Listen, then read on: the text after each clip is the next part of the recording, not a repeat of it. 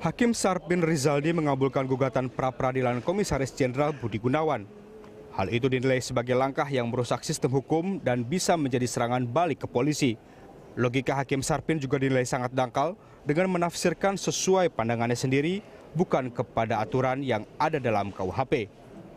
Pusat Studi Hukum dan Kebijakan Indonesia atau PSHK menyebutkan setidaknya terdapat 2 kelemahan dalam putusan Hakim Tunggal Sarpin dalam sidang pra-peradilan Komisaris Jenderal Budi Gunawan. PSHK menilai Hakim Sarpin telah melampaui kewenangan dan menggunakan penafsiran berbeda dalam memutuskan perkara tersebut. Dalam sidang putusan itu, Hakim menganggap bahwa Budi Gunawan bukan termasuk penegak hukum dan bukan penyelenggara negara. Saat kasus yang disangkakan terjadi, ia sependapat dengan bukti-bukti dokumen yang disampaikan kuasa hukum Budi Gunawan. Lalu bagaimana tanggapan Komisi Yudisial terhadap putusan Hakim Sarpin yang kontroversial tersebut? Bagaimana juga tanggapan PSHK atas 2 kelemahan putusan Sarpin?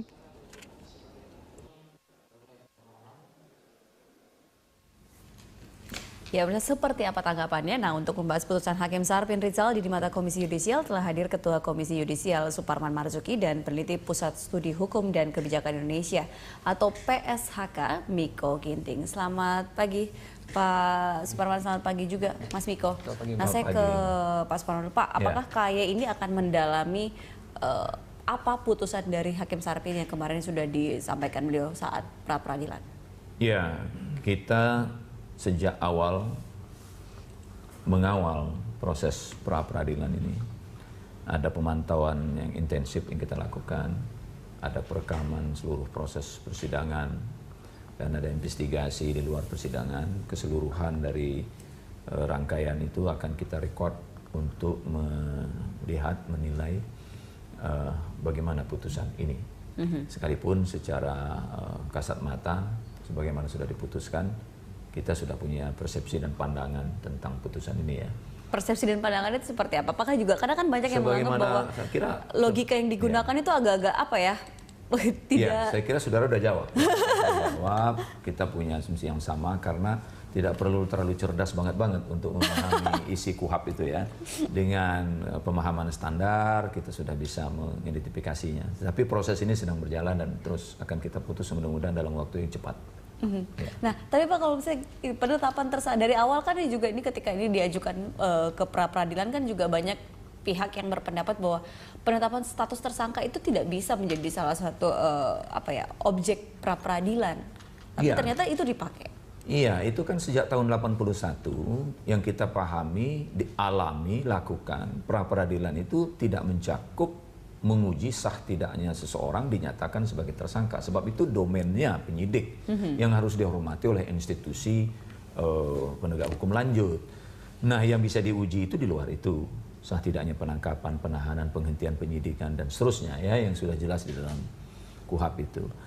Pernah dilakukan tindakan serupa oleh hakim lain dan berakhir MA menyatakan itu tindakan tidak profesional dan telah diberikan sanksi oleh Mahkamah Agung. Artinya memutus, mengadili, memeriksa, mengadili, memutus perkara di luar yang ditentukan pasal 77 dan 80 KUHP oleh Mahkamah Agung dan Komisi Yudisial dalam 2 perkara yang sama tidak dibenarkan, unprofesional kan, karena itu hakimnya diberi tindakan administratif. Nah, Mas Miko, ini kan PSHK ini menilai Hakim Sarpin telah melampaui kewenangan dan menggunakan penafsirannya sendiri. Nah, melampauinya ini seperti apa? Ya, bagi kita sebenarnya tidak masalah juga kalau hakim juga melakukan penafsiran gitu ya, karena dimungkinkan juga dalam undang-undang dan memang asasnya bahwa hakim melekat dalam dirinya bisa melakukan penafsiran. Tapi kan ada kata melampaui, berarti itu kan ada sesuatu yang tidak. Nah, di mana dilampauinya? Yang pertama adalah ketika Hakim Sarpin sudah memutus pokok perkara menurut kami. Jadi tidak dalam konteks pemeriksaan pra-peradilan, gitu ya.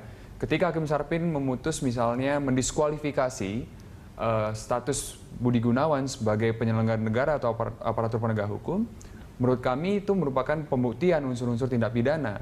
Kalau dikontekskan dalam pasal yang diterapkan misalnya kan barang siapa setiap orang, maka kemudian akan dikualifikasikan memenuhi tidak Budi Gunawan sebagai penyelenggara negara, memenuhi tidak Budi Gunawan sebagai aparatur penegak hukum.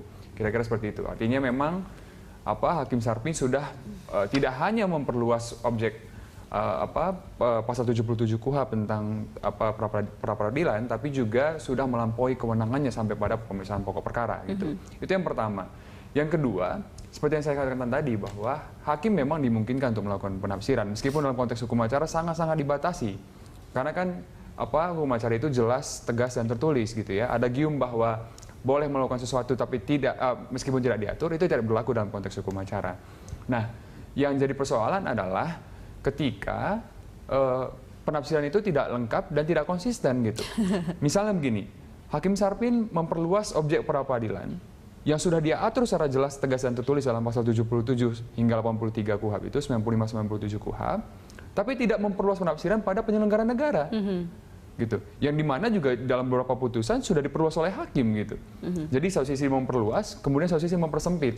Nah, kami juga melihat bahwa ada tendensi ini tidak semata-mata tentang pra-peradilan gitu, tapi memang menutup kasusnya. Karena bukan pra-peradilannya yang diuji, tapi mendiskualifikasi kewenangan KPK, kemudian mendiskualifikasi status Pak Budi Gunawan dalam konteks pemeriksaan KPK itu. Kita tahu bahwa dari hasil pra-peradilan kemarin itu menambah ruwet kasus ini sebenarnya. Tapi kalau kaitannya terhadap tumpang tindih nggak sih Pak dengan KUHP membuat satu keruwetan baru sih?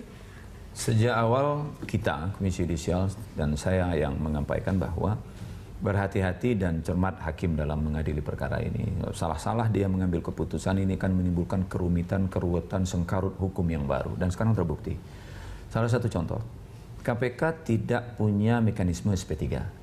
Ya. Artinya tidak mungkin orang lolos jadi tersangka. Begitu dia dinyatakan sebagai tersangka. Dan harusnya tidak sembarang juga ketika KPK menetapkan seseorang menjadi tersangka. Tentu saja, tentu saja. Yang kedua, memunculkan gagasan terobosan-terobosan hukum yang KUHP sendiri tidak mengatur. Pra-peradilan itu pengadilan cepat, ringan, yang harus diputus dalam waktu 7 hari kan. Artinya ini bukan hal yang kompleks. Orang lalu berpikir ini bisa dikasasi atas alasan kepentingan hukum. Walaupun itu punya mekanisme itu milik Jaksa Agung ya. Tapi orang kan bisa berpikir, loh KPK juga penegak hukum. Ya. Jadi tidak ditutup juga kemungkinan dia melakukan upaya kasasi atas alasan kepentingan hukum. Yang kedua, orang mengatakan, oh ini bisa PK.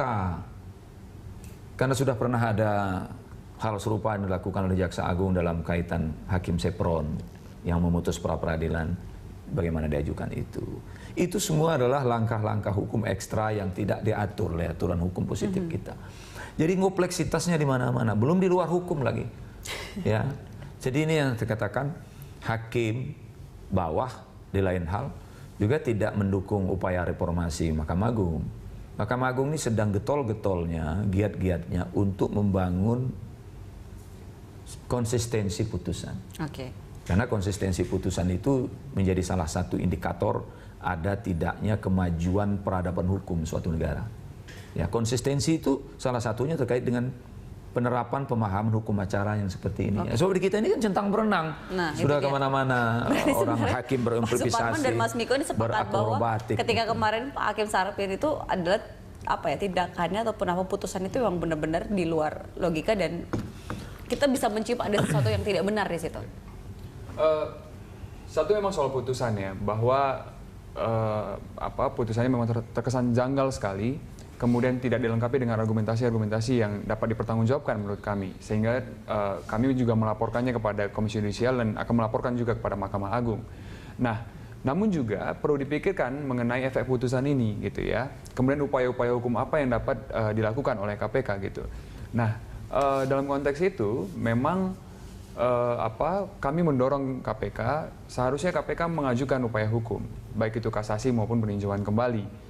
Gitu. Walaupun itu sebenarnya tidak diatur dalam hukum positif, tapi sudah pernah ditimput. Kalau kasasi dilarang oleh tidak berwenang dalam pasal 45 huruf A Undang-Undang Mahkamah Agung. Kalau peninjauan kembali sudah pernah diputus oleh Mahkamah Agung dan juga ada semanya Surat Edaran Mahkamah Agung nomor 4 tahun 2014 yang menyatakan bahwa peninjauan kembali atas pra-peradilan itu dimungkinkan sepanjang ada penyeludupan hukum. Penyeludupan hukum itu apa? Ketika hakim melampaui pasal 77 KUHP itu. Jadi memang dimungkinkan untuk peninjauan kembali. Dan ini sudah memenuhi belum itu? dan sudah memenuhi karena hakim melampaui kewenangan dalam pasal 77 KUHP itu. Oke. Nah, dan yang paling penting adalah begini, saya mencermati kira-kira ya argumentasi yang disampaikan oleh kuasa hukum Budi Gunawan, mengatakan bahwa ini kemenangan bagi para pencari keadilan, kemudian orang-orang yang ditetapkan sebagai tersangka akan kemudian bisa mengajukan pra peradilan untuk penetapan tersangkanya. Nah, perlu dicatat bahwa putusan itu bukan undang-undang. Jadi putusan yang satu tidak berlaku umum. Putusan yang satu tidak juga akan berlaku pada kasus A, B, dan C. Jadi ini kan case by case sebenarnya. Nah, itu dia. Persoalannya adalah apakah ada standar yang sama kemudian untuk semua kasus akan ditetapkan seperti ini? Kan tidak juga. Nah, maka dari situ timbul asumsi, jangan-jangan karena seorang Budi Gunawan kemudian hakim progresif. Jangan-jangan karena seorang Budi Gunawan yang kebetulan menjadi Kapolri, kemudian maka hakim bisa menerobos undang-undang. Nah, pertanyaannya adalah kenapa hakim kemudian bisa seolah bisa menerobos undang-undang seperti itu. Nah, ketika Hakim Sarpin menjadi ditunjuk sebagai hakim ketika proses pra peradilan ini kan juga banyak yang pertanyakan gitu, Pak. Ya. Hakim Sarpin ini sebenarnya track recordnya seperti apa sih? Ya. Pertama, yang berwenang menunjuk satu atau dua hakim dalam satu perkara itu KPN, ya, Ketua Pengadilan Negeri setempat, kewenang dia. Tetapi ada persyarat-persyarat yang harus diperhatikan oleh hakim yang akan ditunjuk, oleh Ketua Pengadilan yang akan menunjuk hakimnya itu. Dan itu ketentuan-ketentuan konvensi internasional juga begitu, bahwa hakim itu harus memiliki dua prasyarat penting, yaitu integritas dan kompetensi. Integritas, kalau kompetensi saya di sini saya lihat ada catatan yang saya berhasil kumpulkan, dia itu lumayan lah. Ketika ada kasus-kasus besar dia beberapa kali menangani kasus besar. Tetapi integritas itu sejauh mana integritas Hakim Sarpin di mata Komisi Yudisial? Saya sedikit jelaskan dulu. Integritas kompetensi itulah awal untuk meyakinkan publik, terutama pencari keadilan, bahwa dia percaya kasus dia, perkara dia akan diadili secara fair. Bangunan kepercayaan itu harus dimunculkan mulai dari siapa hakim yang akan menangani perkaraku, kan kira-kira begitu. Karena itu dia wajib percaya. Hak dia untuk percaya itu telah diberikan oleh pengadilan. Nah, terkait pertanyaan integritas Sarpin, laporan ke Komisi Yudisial tentang yang bersangkutan itu ada 8 kali memang. Oke. Ya. Dan 8 laporan itu sepenuhnya tidak bisa kita tindak lanjuti. Ada berbagai sebab. Satu, yang dilaporkan itu menyangkut substansi perkara, pertimbangan-pertimbangan hukum, yang itu otoritas hakim. Nah, itu kita serahkan pada Mahkamah Agung. Kita teruskan ke Mahkamah Agung. Nah, apa langkah tindakan Mahkamah Agung kita tidak tahu. Nah, yang kedua, isu suap. Ini juga nggak bisa kita buktikan karena kekurangan alat bukti. Sesuatu yang sulit lah isu suap ini. Nah, dengan 8 laporan yang dikembalikan atau tidak ditemukan dan kita nyatakan ditutup, itu apakah yang bersangkutan itu hakim yang clear dan clean? Kita tidak bisa jamin. Yang pasti kan KY tidak mampu, tidak bisa membuktikan. Kenapa? Karena alat buktinya kurang. Isu suap kita selidiki. Tapi kan ketika ada 8 laporan itu berarti sudah menjadi pertanda, Pak. Nah, begini. Nah, nanti nih Pak, kita akan bahas ini di segmen berikutnya. Pemirsa, kami akan segera kembali sesaat lagi.